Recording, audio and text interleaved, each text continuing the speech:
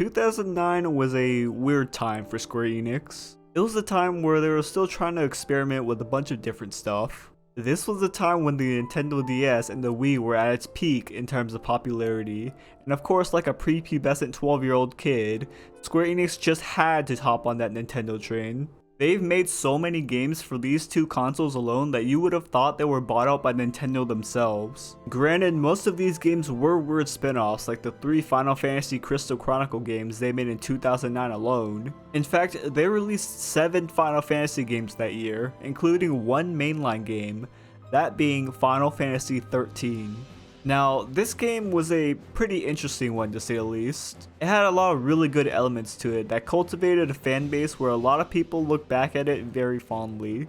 On the other hand, it also had a lot of not so good aspects to it that made a lot of people absolutely despise the game. It seems like to me that 13 was one of the most divisive mainline Final Fantasies to ever release. You either loved it or you hated it, nothing in between. But it seems like despite the mixed fan reception of the game, it was successful enough to lead to 2 more sequels being released in the future, making Final Fantasy 13 the first mainline title to ever get a trilogy. And I mean, love it or hate it, it's still one of the most memorable Final Fantasy games to this day. Even after 13 years of change within the gaming industry, this game is still looked back upon fondly by many people. But how well does this game hold up 13 years later? To be honest, I'm not quite sure because this was my first time ever playing Final Fantasy 13. Yeah, I know, I might have been just a little late to the party.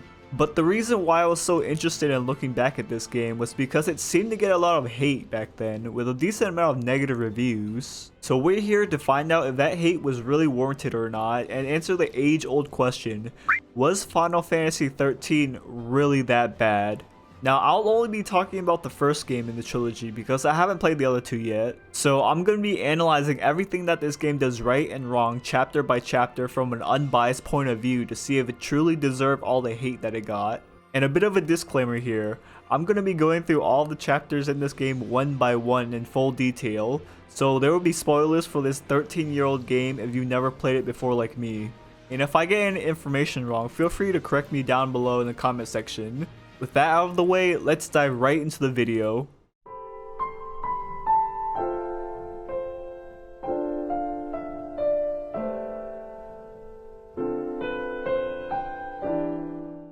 Starting off chapter 1, we follow a train with a bunch of hooded passengers in it. We soon find out that these people are subjects of the Purge, people who are believed to be associated with Pulse and are thus quarantined, unmasked, and moved somewhere else. This is where we first meet 2 of our main characters, Lightning and Saz, who infiltrates the train and disguises themselves in Purge clothing. We then get this pretty cool action scene that shows the audience that Lightning is a badass from the very beginning. Also, slight side tangent, but the graphics of these cutscenes look really good, especially considering that this game was made over a decade ago, and it still looks just as good as modern day cinematics. Like, you can see the extreme level of detail they put into these cutscenes to make them look absolutely stellar. Say what you want about this game, but it was definitely ahead of its time in terms of graphic fidelity. Anyways, Lightning beats up a couple of Psycom guards using her lightning power-up move, and she gets her signature gun sword thingy back. The train then exits the tunnel to reveal the Lower World Vestige, an underground city it looks like, where everything Pulse related is quarantined by the Sanctum. And apparently, there's a war going on between the Psycom soldiers and the Purge rebels led by Snow and his entourage of what looks to be literal teenagers. Anyways, this is where we get introduced to the game's active time battle, or ATB system, which is a hybrid of action and turn-based combat. I think that the system itself is mostly pretty good because it incorporates the fast and exciting tempo that the real-time combat brings, while also giving the feeling of a turn-based combat, bringing the best of both worlds. You see, in battle you get an ATB gauge that fills up over time, with each section of the bar accounting for 1 action that you can queue up. And dealing damage increases the enemy's stagger bar, which if you fill up, lets you deal massive amounts of damage for a brief period of time. At first, the combat seems pretty slow as you only have 2 to 3 bars and not that many skills that you can use, while the enemies are also health sponges. So for a good majority of the game, you're just spamming auto battle because it's just faster than queuing up moves individually. Not to mention that the ATB bar fills up so fast to the point where you'll have to decide what moves you want to use and what target you want to use them on within 3 seconds if you don't want to be sitting on a full gauge for too long. So I would say that for about 95% of the game, I used auto battle because it was just easier than queuing skills manually. And plus the auto battle option also adapts the moves based on the weaknesses of the enemy and if they're grouped or not. So using auto battle is most of the time way more efficient, but overall I thought this combat was pretty good and it was a really unique spin on the turn-based system we're used to. That's not to say that this battle system is perfect though. There are quite a bit of flaws with it, like how the AI doesn't reposition itself based on what paradigm it's on. So your healer will stand right next to the tank and get hit by AoE attacks and there's nothing you can do about it. This led to some really frustrating fights where my healers would be taking so much unnecessary damage from AoE attacks because they were standing right next to the tank. And it's also pretty stupid that you just straight up lose whenever your party leader dies. I know a lot of JRPGs did this during that time period as well, but it was still dumb back then as it is now. And the combat in the early game just feels really slow because you don't have that many options to choose from and you won't get any for a good chunk of the game. However, the game does open up later on once you get more bars on your ATB gauge and unlock the paradigm system, which I'll talk about later. With that aside, for our first battle, we fight this scorpion mech thing twice and defeat it. Then we get introduced to this extremely linear level design that we're stuck with for about 60% of the game, which a lot of people back then had a problem with. I myself don't really mind if a game is linear or not. I mean, some of my favorite Final Fantasies are linear, like 7 Remake and 16. But I feel like 13's level design is way too restrictive because for about 2/3 of the story you're just going through narrow single lanes. Then all of a sudden it opens up after about 20 hours into the game when you're nearing the end. I feel like they should have opened up the game way before that because it gets a lot better after you make it to Grand Pulse and you're given this huge semi-open world. But I digress. After beating up a bunch of SciComm guys on the bridge, an airship eventually runs into it and destroys it, killing multiple people as a result.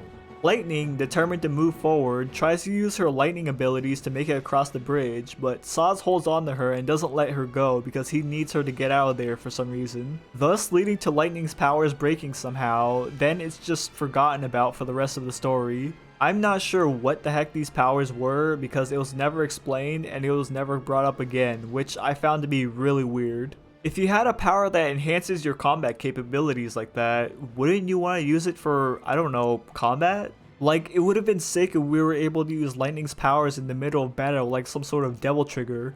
Whatever, I guess it's not that important anyway. Back to the story.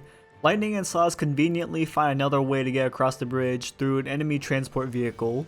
We fight the guys on there, and then Lightning reveals that her goal is to make it to the Pulse Fal'Cie. Now, if you've never played Final Fantasy 13 before, you would think that she just said a bunch of mumbo jumbo. And you wouldn't be alone because this game's story likes to drop important terms on you without ever really explaining what they are.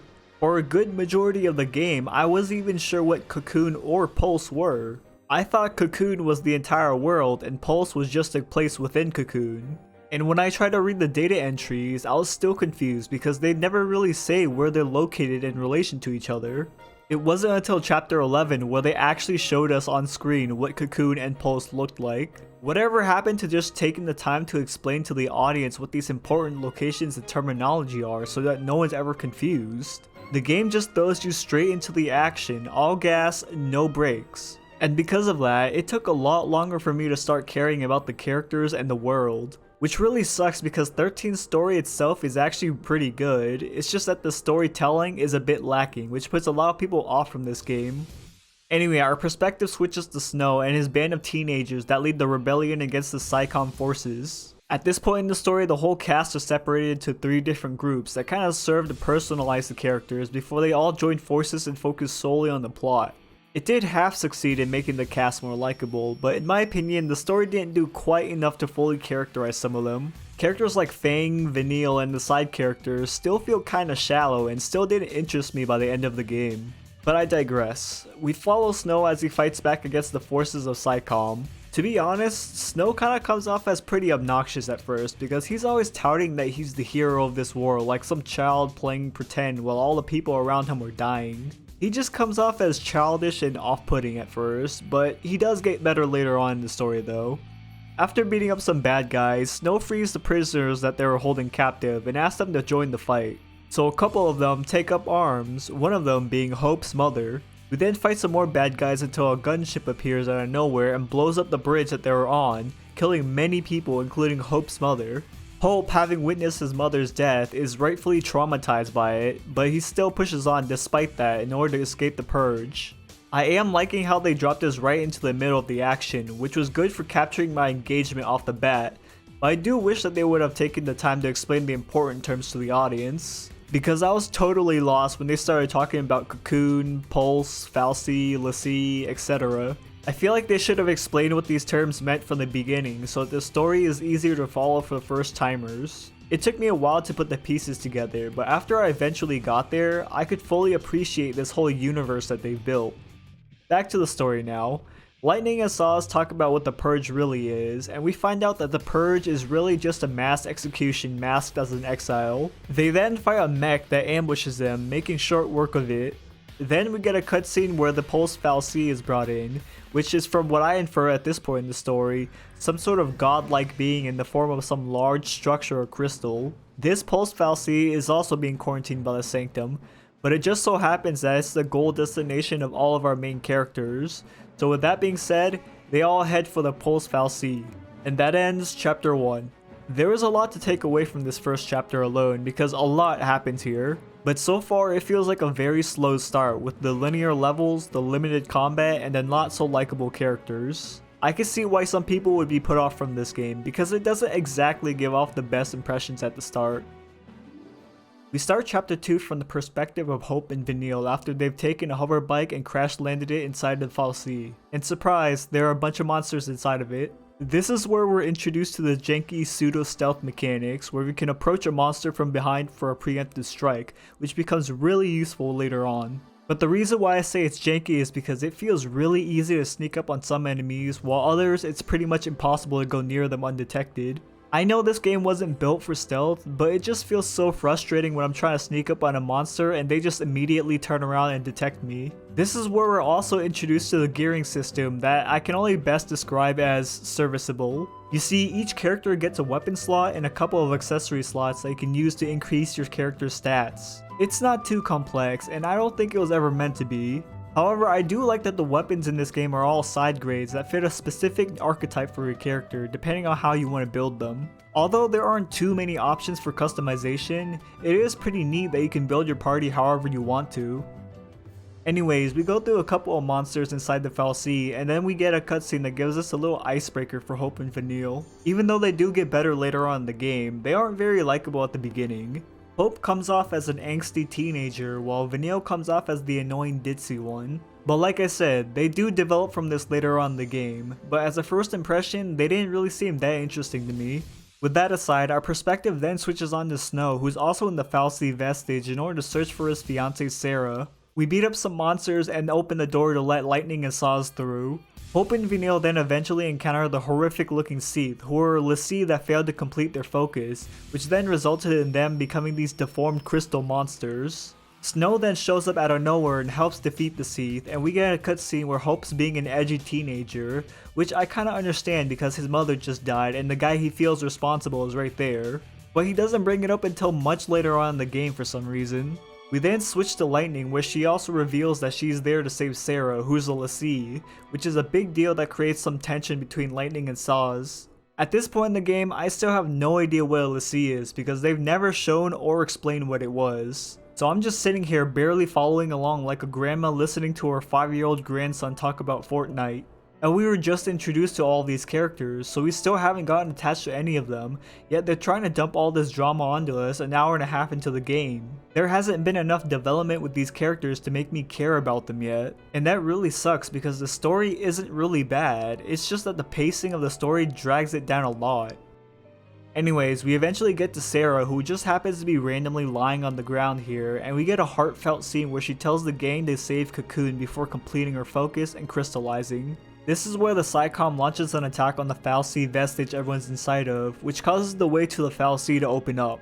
We then fight our way to the fal'Cie and defeat the fal'Cie itself, which then causes it to give everyone l'Cie brands as its final move.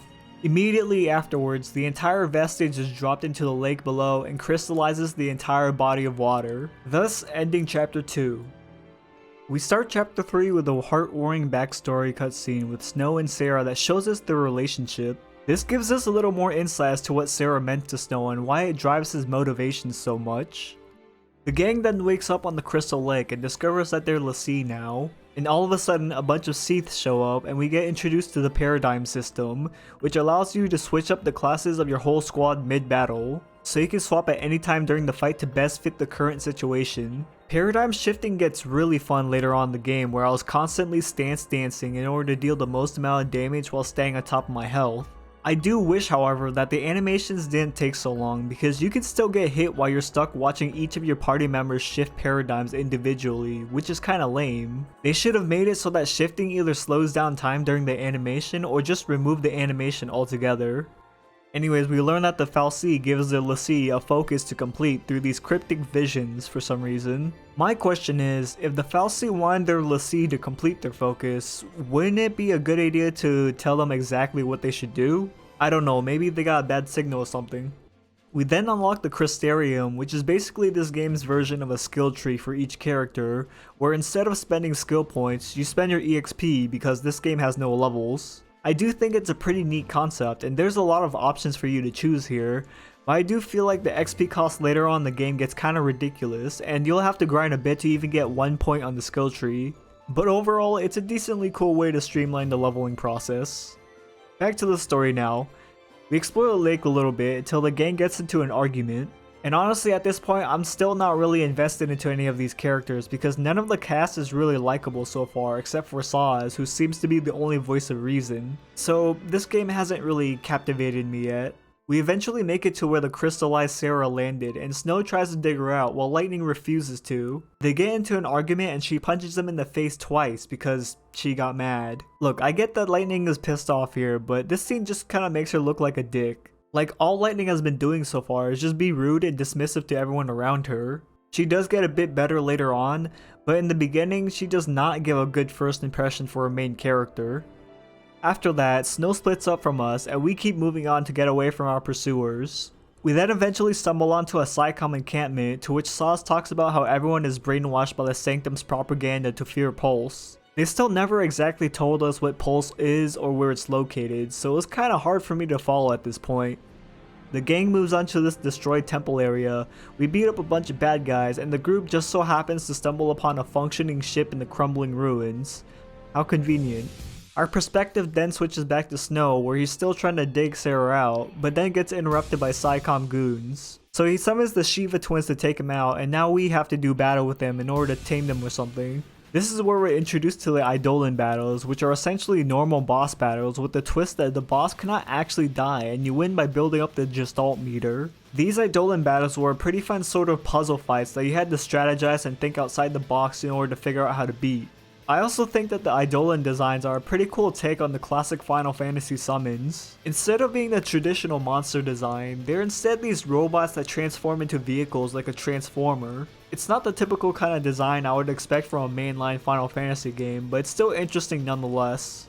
Anyways, we beat the Shiva twins, then they scissor each other to fuse into a motorcycle, which is a bit weird, but it's still cool looking nonetheless. We then meet Fang and her group of Guardian Corps who take in the injured Snow. Now switching back over to everyone else, they board the free ship and shortly get pursued by Psycom forces. We eventually shake them off, and that's when we're introduced to the main villain of the game, the Sanctum Primarch Daisley, who is responsible for ordering the Purge. Unfortunately though, Daisley isn't really an interesting villain. He's just kinda evil for the sake of it, and he doesn't really have any underlying motivations that make him really stand out. So because of that, he's just overall a forgettable villain who doesn't really have much going for him. After a brief reprieve, the Psycom pursuers then continue the pursuit. Our protagonists try to shake them off for a bit until the ship gets hit and they end up crash landing at the Vile Peaks. And that ends chapter 3.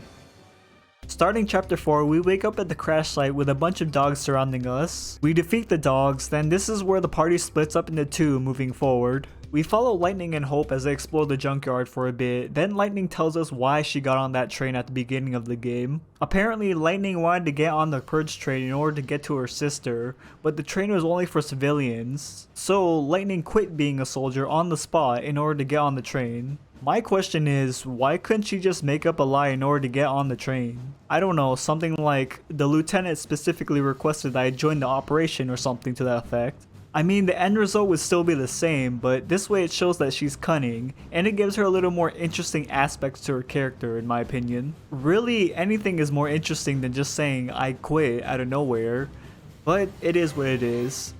After that flashback, Lightning ditches Hope, then we switch to Saz and Vanilla as they make their way to the rendezvous point. They fight a couple of robots and make their way to Hope, and there he reveals how he despises his father because he went to go get some milk and never came back or something. And I mean, it makes sense why he's so angsty now. Anyway, we keep moving on until Lightning eventually rejoins us.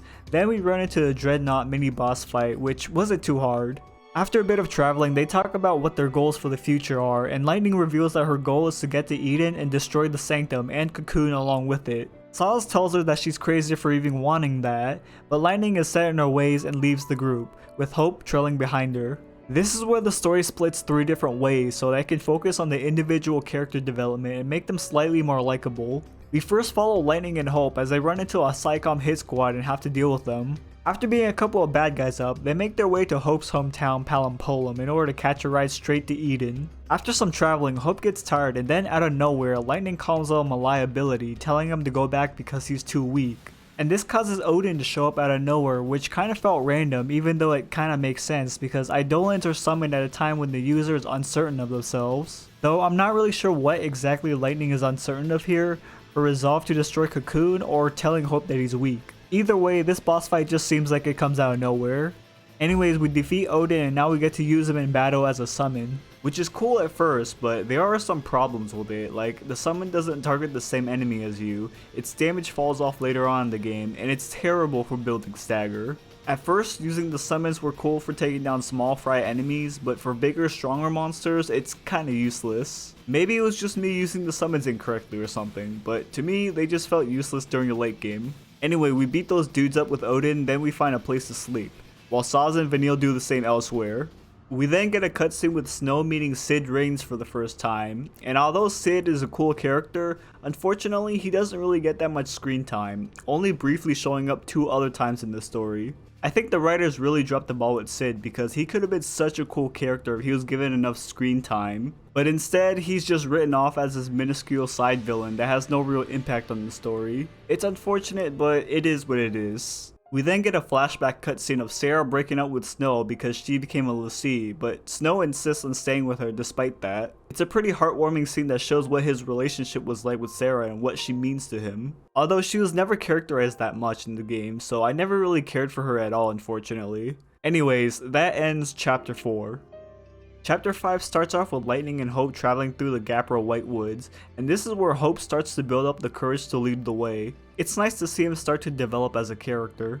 Anyway, they talk for a bit until Lightning gives her a special knife to Hope for self-defense, which is the start of Lightning's character development as she's learning how to be more open towards others. She's also giving Hope some pointers and coaching him on how to be more useful in combat in the banters. It's pretty subtle, but this is the point where Lightning starts to open up more and be less of a dick to everyone around her. They then travel for a bit until we get this cutscene where Hope is brooding over something like a typical moody teenager, and Lightning surprisingly asks him about it and even uncharacteristically tries to pry into it. He eventually reveals that he blames Snow for his mother's death and he plans on exacting revenge when he becomes strong enough. Although he wanted to get stronger for a not so virtuous reason, this would still be pretty interesting to see play out once he confronts Snow on this.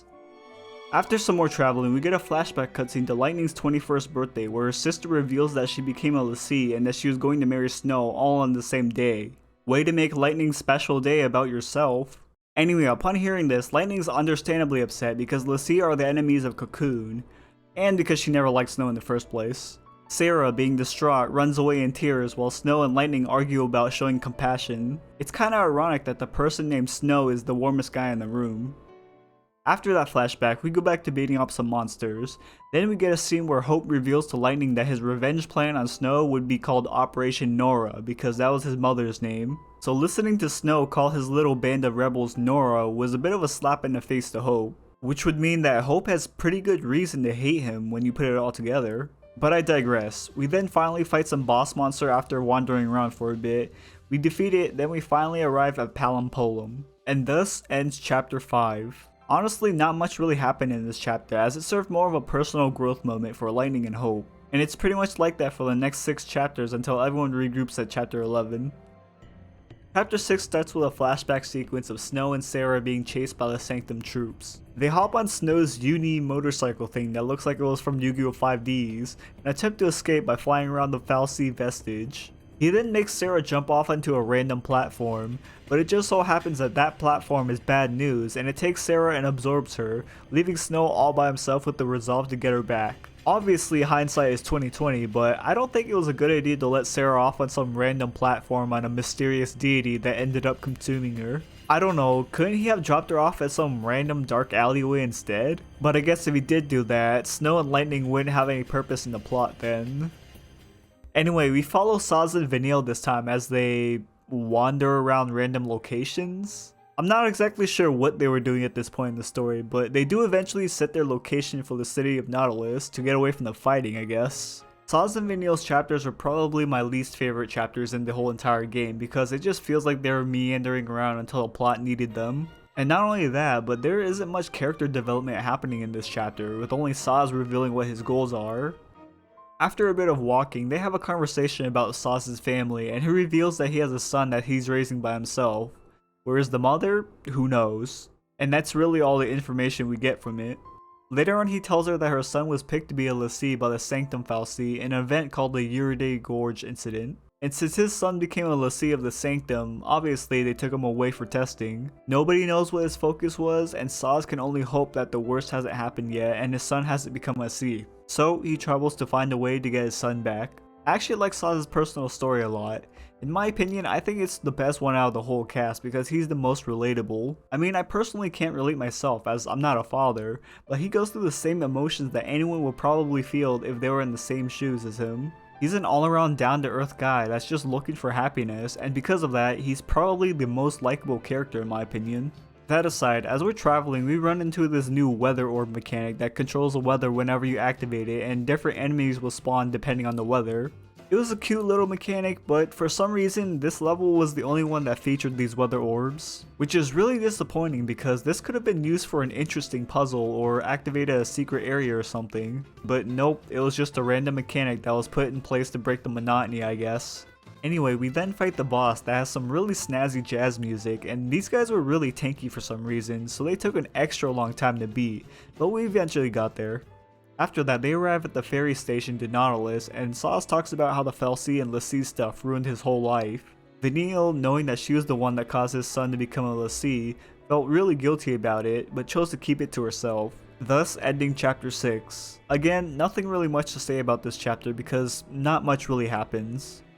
We start chapter 7 by switching back to Lightning and Hope as they make their way through Palumpolum, which is overrun with Sanctum forces.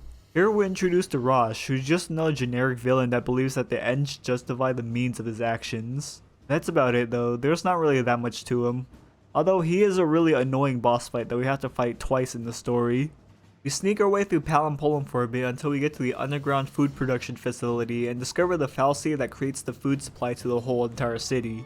This is where Lightning has a revelation that she was going through her entire life just mindlessly doing what she was told, and because of that, she was running away from her problems. She then tells Hope that Operation Nora is cancelled. I'm not exactly sure why though, because this is only Hope's plan and not hers. So what gives her the right to abort his plans? Obviously he gets upset at this because he spent all this time preparing for his plan only for it to be abandoned on a whim. Lightning then reassures Hope that she won't be abandoning him, then the cutscene just ends there. It might be just me, but I feel like there should have been a little more dialogue to flesh out the scene more because it feels like these cutscenes end way too soon. I know some people prefer the shorter cutscenes, but I've come to love the Final Fantasy series for its overly verbose dialogue like in 14, 15, and 16. So it was kinda weird to me that 13's dialogue was way shorter. Anyways, after like 10 steps, there's another cutscene where Lightning reveals a bit about her past and how she's always had to be strong for her sister, which probably explains why she's the way she is. It gives some nice insight to her past, though not very much. After that, Hope goes on another doomer monologue, but Lightning reassures Hope to have, well, hope. Then we make it to the elevator that brings us to the surface where we get surrounded by Sanctum troops. This is where Snow and Fang conveniently crash the party and save us both. And after beating up a bunch of bad guys, Lightning and Fang go off into Narnia for some reason, leaving Hope alone with Snow. I really like that you can feel the anger that Hope feels towards Snow during this section, as he barely hides it from him, building up that suspense for the confrontation later on in the mission. We then switch to Lightning and Fang as they make their way to Hope's house, and we get a cutscene where Fang reveals that she's a lessee from Pulse, which sets up the location for later on when the group travels there. It's a nice bonding moment between these two, but I still had no idea what Pulse was at this point in the story though. We then switch back to Snow and Hope as they plow through Sanctum forces until they get to an alleyway where they encounter an angry mob of ordinary citizens that meet them with disdain. This cutscene was pretty interesting as it's the first time we ever get to see what the public opinion on Lassie are and how they react when there's one right outside their doorstep. It also brings into perspective just how much brainwashing the Sanctum has done to these people with their propaganda and fear-mongering. This is pretty interesting to see, and it shows how far the Sanctum is willing to go to reach their goals. Anyway, they get away from the mob and make it to the rooftops where they continue to fight through some more Sanctum troops with a boss fight at the end. After the boss fight, Hope finally confronts Snow about his mother's death, to which we see Snow become remorseful for what he's done, saying that he doesn't know how he can ever make up for hurting the people around him, and that he doesn't know what he should deserve for his sins. To which Hope retorts that he deserves the same fate, then proceeds to spontaneously explode, leaving Snow hanging off the edge. Then Hope reveals that he's the child of the woman that died at the beginning of the game, right before preparing to execute Snow. But then a Sanctum gunship conveniently shows up out of nowhere and fires a barrage of missiles at that rooftop, blowing Hope off of it. But Snow jumps off and catches Hope as he's falling and uses his own body to tank the fall damage, thus knocking them both out. This sequence of events was crazy. So many things happened in such a short amount of time that I had to take a moment to process everything that just happened here. But one thing's for certain is that this scene shows Snow's heart of gold, because even though Hope fully intended to kill him, Snow still decided to use his body to protect Hope from the fall damage. This one scene made Snow a lot more likable and redeems a lot of his character flaws. After that, we then get a flashback of Fang and Vanille when they first emerged from the crystal stasis. It gives us some more info on their background and shows us that people who crystallize can actually be released from it. After some more bad guy clobbering, we get into another cutscene where Fang talks about her experience previously being a Lassie and how she can't remember a single thing about it. She then tells us that her goal is to save Vanille from becoming a Seath and that she doesn't care at all about Pulse or Cocoon. It's a nice scene that characterizes Fang and gives her a little more depth to her character. Later on, Lightning talks to her about how she's just aimlessly fighting to survive, and Fang tells her that her goal should be saving Sarah, which really changes Lightning's perspective on her entire life. We then switch over to Snow, who wakes up injured from the fall and struggles to carry an unconscious Hope to his house. This scene was actually really good because it shows Snow's resolve to keep the promise he made to Hope's mother through sheer willpower alone, even though Hope just tried to kill him moments ago.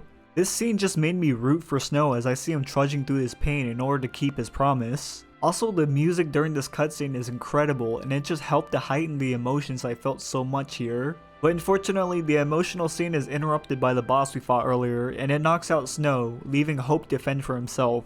And honestly, I thought this would be the moment where Hope unlocks his Eidolon. I mean, it would make sense, you know? Like, he's already shown his latent power when he first exploded on the rooftops, so it would make sense that he finally calls upon it to defend Snow. But instead, we just have to survive until Lightning and Fang arrive, which is kind of a missed opportunity in my opinion. After beating up the boss, we finally arrive at Hope's house and we get a heartfelt father and son reunion. Later on, Lightning talks to Snow after he's rested and apologizes for essentially being a really big dick to him the entire game. This is a really good scene as it redeems Lightning's character flaws and it shows how much she's grown since they last saw each other. After that, Snow then apologizes to Hope's father for basically getting his wife killed.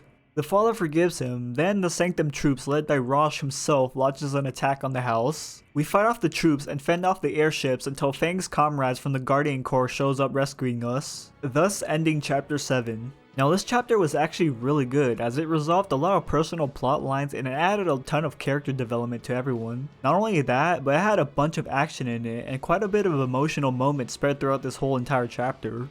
This is also where the story starts to pick up its pace and become way more interesting as a result.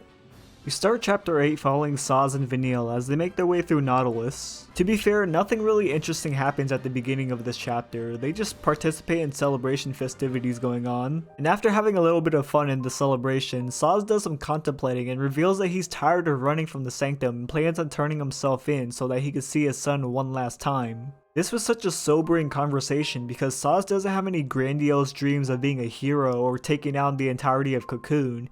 He just simply wants to be happy with his son. And that's what makes him such a relatable character. It's because he feels the most human out of the entire cast. That's why I like this character so much. Anyway, the Sanctum of course conveniently shows up and launches an assault to capture Saz and Vanille. And even though the gameplay of this level is still the same, I have to say that this level had some really good visual spectacle. Like you're fighting bad guys in a space-themed Disneyland with roller coasters and spaceships flying around. It was just something that was a little different after seeing so many boring nature-y areas. After barreling through some Sanctum troops, we get to the boss that felt really tanky for some reason. I don't know if I was underleveled or if I just wasn't geared right, but the boss took me over 12 minutes to kill, while the estimated time to kill was 5.5 minutes. So after he killed the boss, Saz's son appears out of seemingly nowhere and he reunites with Saz for a brief period before turning into Crystal, which means that he's completed his focus, which incidentally was to search for Pulselessy. Then the colonel of the Sanctum troops that attacked Nautilus, Nabat, is introduced and she shows us that Fang and Vanille are responsible for the incident at Uriday Gorge that resulted in ruining Saz's life. Vanille, visibly upset, then runs to the rooftop with Saz tailing her, where they get to the long-awaited confrontation with Saz holding Vanille at gunpoint, ready to kill her. But he doesn't have the heart to pull the trigger on her and loses his will to live instead. This is where his Eidolon comes out, which by the way looks really sick with his gun, pickaxe, crossbow thing. Anyway, we beat the Eidolon and absorb it. Afterwards we get a dramatic scene where Saz holds Vanille at gunpoint again, but he's had enough of everything, so he turns the gun on himself instead and pulls the trigger, and thus ending chapter 8. And what an unexpected dark turn of events to juxtapose the fun festivities that we had at the beginning of the chapter. This chapter started out pretty slow, but then it ended with something that I would have never expected to happen in this game. And at this point, I am fully invested into the story. Start chapter 9 on the Guardian Core ship, getting ready to rescue Saz and Vanille from the Sanctum. And while it's pretty noble that they're willing to fight the entire Sanctum force to save their friends, it occurred to me that Saz and Vanille didn't really have that much screen time with everyone else.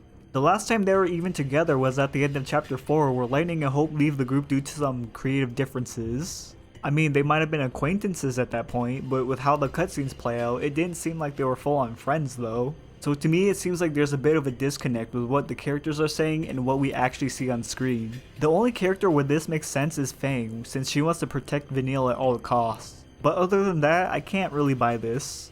Anyways, we infiltrate the Sanctum ship and get immediately detected once we step foot on it, so we just cause a ruckus and make our way to where they're holding our friends. We then get a cutscene of Vanille and Saz, who is surprisingly alive. It turns out that he never actually shot himself, and because of that, the Sanctum captured him as prisoners. That aside, Vanille and Saz have a conversation about what it was like to wake up from crystal stasis and how they lost their memories of being a L'Cie. It was never really mentioned how they came out of crystal stasis though, which is kinda lame. That aside, we switch back to Lightning and the gang so we can beat up some more Sanctum goons. Nothing special here. Meanwhile, Saz and Vanille escape captivity and fight off monsters with some really snazzy jazz music playing in the background. After some fighting, the Sanctum starts to panic and thus they activate Code White, which is supposed to be really scary because the Primarch was the one that activated it, but I can't really figure out what it did. After some more fighting from both sides, we finally regroup where we get a heartfelt reunion between Fang and Vanille. This is when everyone decides to take down the Sanctum once and for all, bringing the fight straight to the Primarch. We then get a CG cutscene where the gang rides a dragon straight to the main room, and thus this is where we're given the option to change our party composition. And it's kinda cool that we finally get to change our party composition. I mean, it only took about 16 hours of gameplay to get to this point, but it's still pretty cool that we get to do it now.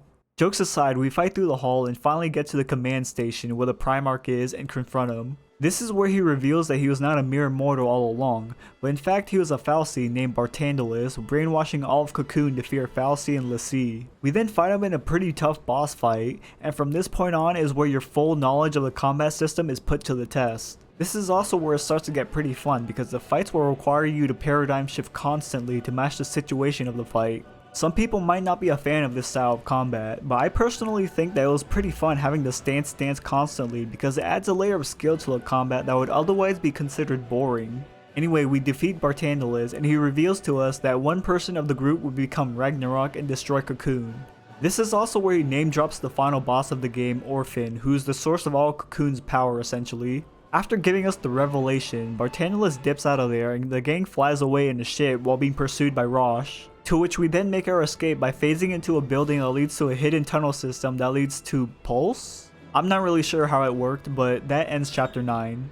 This chapter is actually pretty cool as we finally get to see the whole crew assemble together as a team, and it also establishes the end goal of the story. Unfortunately though, even after Bartanulus revealed his true nature, it still doesn't make him any more of an interesting villain. He still seems like he's just the annoying henchman of the big bad guy. I'm not saying he's the worst, but he's certainly not the best either.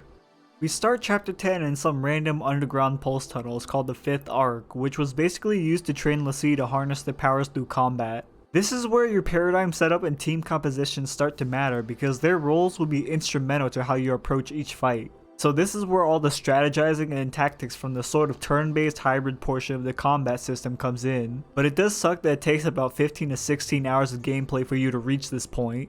Anyways, we make our way through the arc, which is by the way a super long level. Like, this place is just fighting monster after monster with barely any cutscenes to break up the pace. I'm not gonna lie, this level felt like a slog because of this. It would have been nice if we got some dialogue cutscenes so that the chapter wouldn't feel so boring. And after about an hour and a half of just straight combat, we finally get to about the midway point where we meet Sid again, who stands in our way this time. It turns out that Sid was a Lassie all along, and that was his focus to help the gang out as best as he could in order to craft them into the ultimate weapons that would destroy Cocoon. He then goes on about how watching the gang fight to defy their fate inspired him to do the same. And because of that, Sid has decided to fight us in order to defy his focus from his fal'Cie and to free us from ours. Kind of a roundabout way of turning him into a boss fight, but I guess it makes sense. So we fight Sid and beat him up. And after we defeat him, he completes his focus and crystallizes, even though he was fully intending to go against it. Then he just despawns right in front of our eyes by some mysterious force. Who knows where he went or who took him? That whole part is just a big question mark, and sadly it's never explained in this game.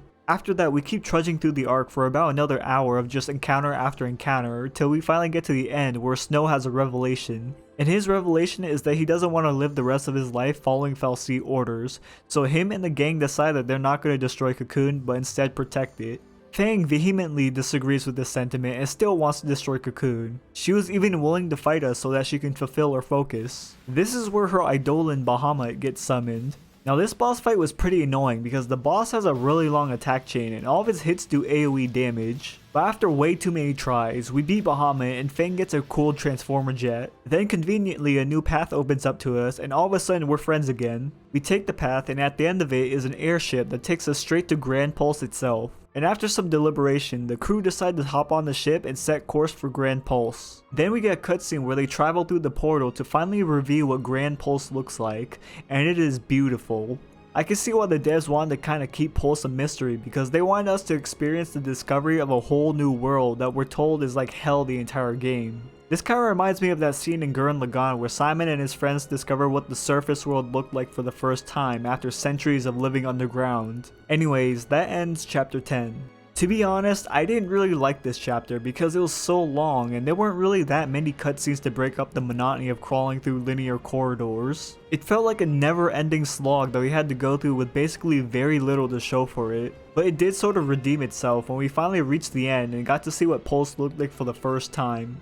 And now we begin chapter 11. This is by far the longest chapter in the game because it's where the level design actually opens up and gives us the semi-open world to explore and do side quests in. I don't know why they decided to open up the game this late in the story after 20 hours of gameplay and 10 chapters of linear level design. The game should have opened up way sooner than this because there are only 3 chapters left, including this one. I feel like this was such a huge messed up in decision making from the devs and probably would have alleviated some of the complaints that many people had about the linearity of the game back then. But that's just my opinion on this 13-year-old game. With that aside, the world of Grand Pulse itself is really jaw-droppingly beautiful. Even though this game is over a decade old, the graphics still hold up to this day and even look better than some modern day games. If it's one thing that Final Fantasy XIII was good at, it was definitely visual fidelity because these were probably groundbreaking graphics back in 2009. And not only that, but this is where the game gets exponentially better. Chapter 7 is by far the best chapter in the game because this is where the game gives you this big open space to explore and discover new things. But unfortunately, this is the only chapter that features this big open world type level design. Anyway, the chapter starts off with the crew chilling out and enjoying the sights on poles, when all of a sudden there's a problem. Hope's gone missing.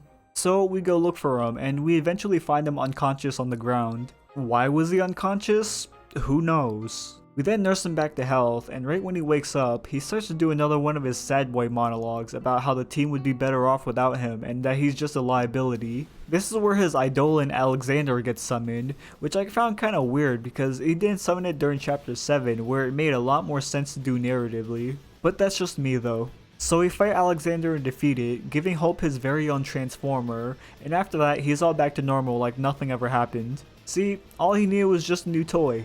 Jokes aside, the team then decided to head for Erba, the hometown of Fang and Vanille, in order to search for something that would give them a faintest glimmer of hope. After this, we're given a huge open map that we can freely explore with hunts finally being unlocked. And these hunts are basically these powerful monsters placed around the world that you have to kill for really good rewards. Most of these fights are pretty fun because they really put your knowledge and practice of the combat system to the test because these fights are quite difficult and you'll get easily wiped if you're not prepared. A problem I do have with the side quest mechanic is that you can only accept one at a time, which is really lame. And there are these waypoints that you can fast travel to, but I never really figured out how they worked, so I was still hoofing it around Grand Pulse. Anyway, I've already said this before, but they should have given us this bigger open world map way sooner because this was the most fun section of the game. This is also where the enemy encounters start to become brutally hard because these monsters will start to hit like a truck. Some of the big overworld monsters just walking around are extremely tough and feel like boss fights themselves. These fights were so difficult that I had to turn down the difficulty of the game from normal to easy mode, and I was still having a hard time with some of these fights because their damage gets ridiculously high. I don't know if I was underleveled for this entire section or what, but easy mode still did not feel easy. This game doesn't even have a hard difficulty, so the difficulty should have been named normal mode and hard mode because that would have made more sense. Anyway, after doing some side quests, taking in the sights, and getting my butt kicked for a couple of hours, we go through the subterranean tunnels that are being carved out by roly-poly fal'Cie. This tunnel had some pretty obnoxious enemies in it, so I just skipped around a lot of those encounters. Once we make it outside the tunnels, we get a cutscene with Fang and Vanille, and Fang admits that she was the one that actually turned into Ragnarok in their previous focus, and because of that, everything is her fault. Vanille, being upset by the news, summons her eidolon. Why was it summoned? I have no clue. I think it's because Vanille can't decide whether or not she wants to be mad at Fang for remembering the truth. Otherwise, I have no idea. Anyway, we have to fight what is, in my opinion, the most frustrating eidolon battle in the game because it has multiple AoE attacks that CC chain, and we have to do this fight with only 2 party members. I died to this boss so many times just because Vanille was standing too close to Fang for an AoE attack and got pretty much one shot as a result. Again, it's really frustrating that the AI doesn't reposition themselves based on what role they're on. So after many failed attempts, I barely just managed to beat this boss, and we get a sad cutscene with the Vanille crying. We then go through some more subterranean tunnels until we get a cutscene where Hope is being a rambunctious teenager and rides atop of one of those dreadnought mechs. He then accidentally slips and falls in the way of the oncoming roly-poly fal'Cie. But just before the fal'Cie can run over Hope, a bunch of dreadnoughts jump in and stop it from hurting him. Why did they do this? I don't know. They somehow took a liking to Hope for whatever reason, and it's never really brought up or used again in the story. After the dreadnoughts stop the fal'Cie, we make our way through the tunnels, the gang rests for the night, then we get this beautiful CG cutscene with Lightning basically giving Snow her blessing to marry Sarah. This scene displays how much Lightning has really developed as a character from a rude and snarky attitude at the beginning of the game to someone who is more positive and open towards people around her. She even cries here, something I would have never expected to see in this game. This is the point in the story where I actually started to like Lightning as a character because she's become less of a prick to everyone around her for no reason, and thus she became way more bearable to watch. Anyway, after that, we continue on our way to Erba, but first we gotta go through another fal'Cie layer, but this time it's a flying anal bead looking thing that's supposedly pretty powerful. Now this fal'Cie's lair honestly felt like a slog to go through because there are so many floors in this place and there are so many enemy encounters that we have to go through. You see, this dungeon uses the same side quest mechanic that's used in the open world, So we're required to take these side quests and kill the boss monsters in order to progress up the floors of the dungeon. It's not like it was too difficult, it just takes a lot of patience. And after completing all of the quests in this dungeon, we can finally make it up to the top where we fight the flying anal bead fal'Cie. This was actually a pretty cool boss fight with multiple phases and powerful attacks that I had to watch out for. Again, I had to do this on easy mode because I could not for the life of me beat this boss in normal. Anyway, we eventually kill the fal'Cie, and that opens up the way to Erba, where we discover that it's no longer the lush green paradise that Fang and Vanille once knew it was. But despite knowing this, we press on. And I've gotta say, Erba has the best visual spectacle of all the areas in Grand Pulse. I just loved everything about it, from the bleak and hopeless landscape overrun by Seath, contrasted by the beautiful sunset, with the somber and almost lonely music that plays in the background. Everything about Erba is so memorable, that's why I like this section so much. But I digress. After making our way through Erba, we reach the very end of it where we encounter Barthandelus once again, who tells us that the end of Cocoon is near because he did some gaslighting to the people. So we fight him here again, but this time he's way stronger than last time. He's constantly dealing a ton of damage with multiple powerful hard-hitting attacks that you have to watch out for, and even through stagger phases he's extremely tanky. This fight took me almost 20 minutes to beat on easy mode. I can't even imagine doing this fight on normal. Anyways, we eventually beat Barthandelus and he dips out once again. Then we get more lore through this crystal thing.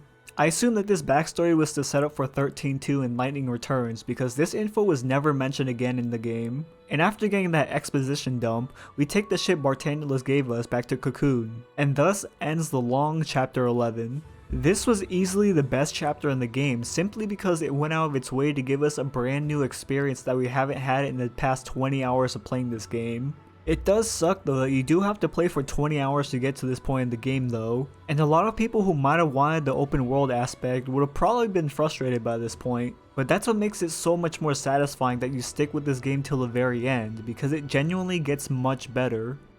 Anyway, we start off chapter 12 with the gang teleporting back to Eden, which they then proceed to cause a big ruckus, drawing lots of Sanctum attention. And then warp gates from Pulse appear out of nowhere, transporting multitudes of monsters from Pulse to raid Eden, causing an all-out war. Now, I'm still not really sure how the warp gates were able to appear. Hope sort of mentions that their transport back to Cocoon might have opened the way for Pulse to send monsters over there, but that would beg the question, who is sending these monsters? I have no idea. I assume it's Barthandelus because that would make the most sense because he's literally behind everything. Also, Sid is somehow uncrystallized and he's been appointed the Primarch of Eden by Barthandelus off screen, which the story just kinda glossed over. You know, a lot of things happen in this game that are never really explained, and you're just kind of left to infer what happened in a lot of scenarios. Maybe most of it will be explained in 13-2, but who knows. Anyway, we see Sid watch the chaos unfold before his very eyes, as he then commands his men to execute him on the spot. It's kind of lame that we didn't get to see more of this character because he was actually kind of cool, and I personally wanted to see him get more screen time in the story. A lot of side characters in this game are woefully underdeveloped, and I think that's a huge misstep in this game's storytelling. Side characters like Barthandelus, Sid, Nabat all lack the proper screen time to make them really memorable in any way. And that really sucks because I feel like some of these characters could be really good if their stories were properly explored. But I digress. We cut through the chaos of the battlefield, fighting off Sanctum troops and Pulse monsters alike, till we run to Rosh again. This time he's here to stop us himself, even though we have the same goals because we're l'Cie. So he hops on his war mech and a boss battle ensues. This boss fight was actually really obnoxious because he's extremely tanky, and he has this super annoying little mechanic where he does a big retaliation barrage depending on how much damage you did to him during a stagger phase. So this boss punishes you for dealing too much damage to it during a stagger, which is super unfun. I wasn't really sure what the correct way of approaching this fight was, so I just face tanked and healed my way through his retaliation strikes, and eventually we beat him after about a 15-minute slugfest. After beating him, Rosh then retreats, and we continue our way through the streets of Eden, then making our way through the main headquarters where Orphan resides. This is where we run into Rosh again, and we have to fight him yet again, but this time he's got some more tricks up his sleeve. This time he's got a landform that he can transform to that has a really powerful beam attack. This, along with his retaliation strikes, made him quite the difficult fight to go through. This is when I realized that this game is RPG, meaning that you still have to make use of buffs and debuffs. Yeah, after about 30 hours into the game, I realized just how powerful using buffs were, and the game got a lot easier after that. At least I figured it out eventually. Anyway, after we beat Rosh for the last time, he sort of redeemed himself by ordering his troops to evacuate the civilians. And he spends his final moments holding back the pulse monsters from reaching us as we move on ahead. Although it was pretty cool to see him help us out at the end, I didn't really feel anything for him as he wasn't really that interesting of a character and he never shows up that much either. So Rosh, in my opinion, was just kind of a wasted character potential. Anyway, after that, we then make our way to Orphan's Cradle, thus ending chapter 12. This is a pretty cool chapter with a bunch of action-packed moments and lots of fighting going on. Not too much happens story-wise, but it's nice to have some chapters of just pure high-stakes action. Now we get into chapter 13, the final chapter of the game. After going up the elevator, we reach the final area of the game, Orphan's Cradle. And I really like the look of this area. It's like this digital datascape universe where the big rectangular platforms are flying past you and things materialize right before your very eyes. It's very interesting looking, to say the least. Anyways, for this area, there are these 3 warden ladies that we have to defeat before we get to Orphan. I have no idea what the story significance of these entities are, as it was never mentioned nor was it ever brought up. Like, are they meant to protect Orphan? Are they meant to test our skill before we fight them? We never find out, and everyone just kind of follows them without questioning anything, so I guess they must not be that important. That aside, we eventually get to the first warden thing, which takes us to a reused boss fight. It wasn't too hard, so we quickly make short work of it, which unlocks a new path towards the second warden thing with a bunch of endgame enemies in the way. We then get to the second warden, which takes us to another boss fight. This time though, it's against a brand new enemy type that has a skill that can one-shot anyone in my party, and its stagger meter is at 999%. So staggering this thing is crazy hard, and he hits like a truck. But luckily he doesn't one-shot my leader, which allowed me to cheese this fight. After we defeat the second one, we make our way to the third one, which is sort of a new enemy type. It's kind of like the boss in chapter 7, but much more lame. It was pretty easy, so we defeat it anyway. Then we finally head to the final boss room that Orphan resides in. We reach the room in order to confront Orphan, but instead we are met with Bartandalis and must fight him one last time. Disappointingly though, the third time we fight him is pretty much exactly the same as the last, but this time he's able to use a move called Ultima that just deals a bunch of damage to all party members. We eventually defeat Bartandalis after a while, to which then he sinks into the water behind him, thus summoning Orphan himself. I think Orphan's design is actually really interesting. One half of it represents destruction and the other represents salvation, with what seems to be a childlike resemblance in the middle of the two halves, and both of them seemingly being made out of this monolith with ancient writing on it that they use as a weapon. It's a really cool boss design with a bunch of symbolism behind it that most people would probably miss on the first playthrough. Anyway, this boss fight itself wasn't too hard. He doesn't really have any difficult mechanics that you have to play around, just tank and spank until it's dead. And after we defeat Orphan, the cutscene that ensues is a pretty weird one that I'm still having a hard time trying to wrap my head around. So after the fight, Orphan defeats us in a cutscene, and since their goal is to resummon Ragnarok and destroy Cocoon, they start torturing Vanille so that Fang would concede and become Ragnarok. Fang eventually accepts the role of becoming Ragnarok, but the team doesn't let her go through her decision, so she turns her blade on the gang. And Orphan empowers Fang to do an explosion that turns everyone into a Seath. The Seath, who were once our friends, dogpile on Fang, to which she then turns into Ragnarok and tries to kill Orphan. But then she remembered the memory she made with her friends, I think. So she turns back to normal, to which Orphan just starts to torture her so that she can turn back. All of a sudden the gang returned to normal somehow and one-shot Orphan in the cutscene. We then become all buddy-buddy again and prepare to fight the second phase of Orphan. Okay, before I go on, I have a lot of questions here. First off, how did everyone get turned into a Seath? Was it Orphan's power that did it? Because if so, why didn't they turn everyone into a Seath at the beginning so that they could torture Fang immediately? Second off, how did the team revert back to normal? Snow mentions that he was shown a happy future with everyone, so was it some hidden fallacy behind the scenes that changed them back? Was it through willpower or the power of friendship alone that reverted them? I have no idea what happened in this cutscene, and it's never explained in the game, which is super perplexing to me, but I digress. We move on to the second phase of Orphan, which is the child that the two parents were cradling in the first phase, and we just killed the parents, so I guess it's actually an orphan now. Anyways, this phase is super easy, just build stagger quickly and DPS it down. It really helps that the boss can be stun locked and has a lot less health than phase 1. So we finally kill Orphan, which causes the entirety of Cocoon to start falling apart. This is when Fang and Vanille both fuse together to create Super Saiyan Ragnarok that uses its power to create a giant crystal spire to hold Cocoon in place without destroying it, thus completing both their promise to protect Cocoon while also completing their focus to destroy it. And since Cocoon was destroyed, everyone's focus was complete, turning them all into crystal. Which would normally mean that's the end of our beloved characters, but some higher power releases everyone except Fang and Vanille from crystal stasis. And here we finally get the heartfelt reunion with Sarah and Dodge that we the audience deserve after this arduous journey, thus ending chapter 13.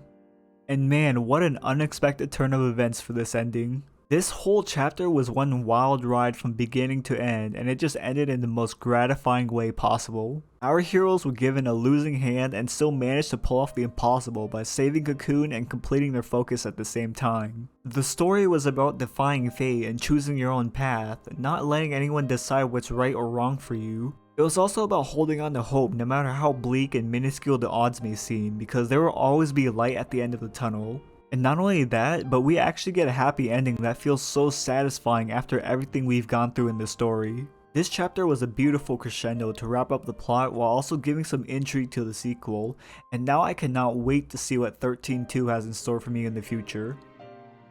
Man, this game was one wild ride. I'm gonna be honest, I did come into this game with some preconceived notions. I've heard a lot about this game, a lot of people loved it and a lot of people hated it. I came into this game thinking that it was going to be a rather interesting experience with how divisive I heard this game was. So after about spending 35 hours in this game analyzing every inch of story, combat, characters, and music, do I think that Final Fantasy XIII is a terrible game? No. I don't think Final Fantasy XIII is terrible at all. Now, that's not to say this game doesn't have its problems. I would say that this game is very rough around the edges. Its linearity can sometimes make the gameplay feel repetitive. The gang at the beginning of this story isn't very likable, the side characters are all pretty weak, and the combat system isn't very slow in the early chapters.